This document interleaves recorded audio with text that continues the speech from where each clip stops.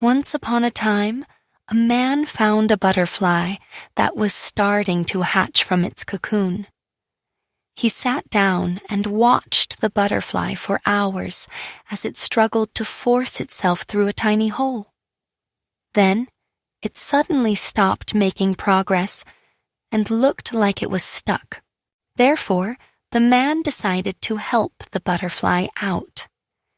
He took a pair of scissors and cut off the remaining bit of the cocoon. The butterfly then emerged easily, although it had a swollen body and small, shriveled wings. The man thought nothing of it, and he sat there waiting for the wings to enlarge to support the butterfly. However, that never happened. The butterfly spent the rest of its life unable to fly, crawling around with small wings and a swollen body.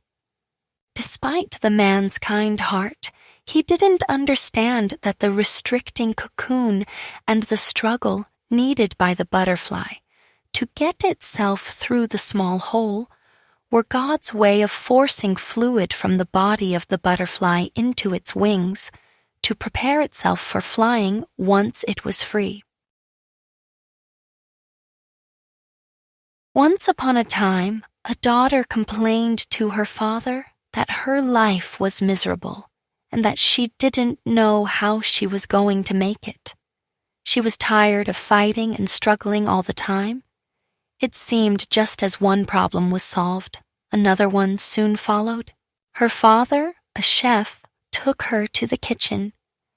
He filled 3 pots with water and placed each on a high fire. Once the 3 pots began to boil, he placed potatoes in one pot, eggs in the second pot, and ground coffee beans in the third pot. He then let them sit and boil without saying a word to his daughter. The daughter moaned and impatiently waited, wondering what he was doing. After 20 minutes, he turned off the burners. He took the potatoes out of the pot and placed them in a bowl. He pulled the boiled eggs out and placed them in a bowl. He then ladled the coffee out and placed it in a cup. Turning to her, he asked, "Daughter, what do you see?" "Potatoes, eggs, and coffee," she hastily replied. "Look closer," he said, "and touch the potatoes." She did, and noted that they were soft. He then asked her to take an egg and break it. After pulling off the shell, she observed the hard-boiled egg. Finally, he asked her to sip the coffee. Its rich aroma brought a smile to her face. "Father, what does this mean?" she asked. He then explained that the potatoes, the eggs, and coffee beans had each faced the same adversity, the boiling water. However, each one reacted differently. The potato went in strong, hard, and unrelenting, but in boiling water it became soft and weak. The egg was fragile, with the thin outer shell protecting its liquid interior until it was put in the boiling water. Then the inside of the egg became hard. However, the ground coffee beans were unique. After they were exposed to the boiling water, they changed the water and created something new. "Which are you?" he asked his daughter. "When adversity knocks on your door, how do you respond? Are you a potato, an egg, or a coffee bean?" One afternoon, a fox was walking through the forest and spotted a bunch of grapes hanging from a lofty branch. "Just the thing to quench my thirst," he thought. Taking a couple of steps back, the fox jumped and just missed the hanging grapes. The fox tried again, but still failed to reach them. Finally, giving up, the fox turned his nose up and said, "They're probably sour anyway," and walked away. In the days when an ice cream sundae cost much less, a 10-year-old boy entered a hotel coffee shop and sat at a table. A waitress put a glass of water in front of him. "How much is an ice cream sundae?"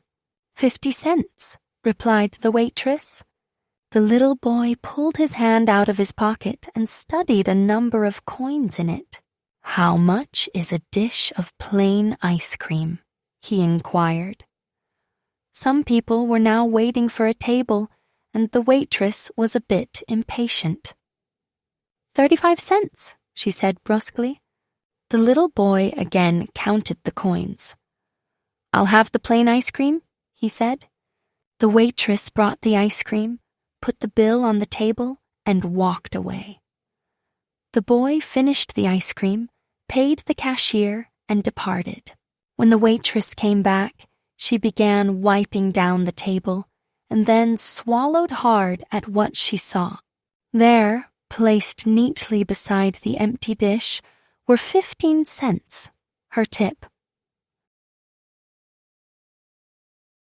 A group of frogs were traveling through the forest when two of them fell into a deep pit. When the other frogs saw how deep the pit was, they told the two frogs that there was no hope left for them. However, the two frogs ignored their comrades and proceeded to try to jump out of the pit. However, despite their efforts, the group of frogs at the top of the pit were still saying that they should just give up as they'd never make it out. Eventually, one of the frogs took heed of what the others were saying, and he gave up, jumping even deeper to his death. The other frog continued to jump as hard as he could.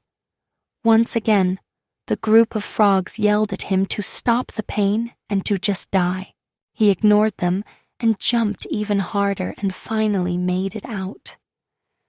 When he got out, the other frogs said, "Did you not hear us?" The frog explained to them that he was deaf and that he thought they were encouraging him the entire time.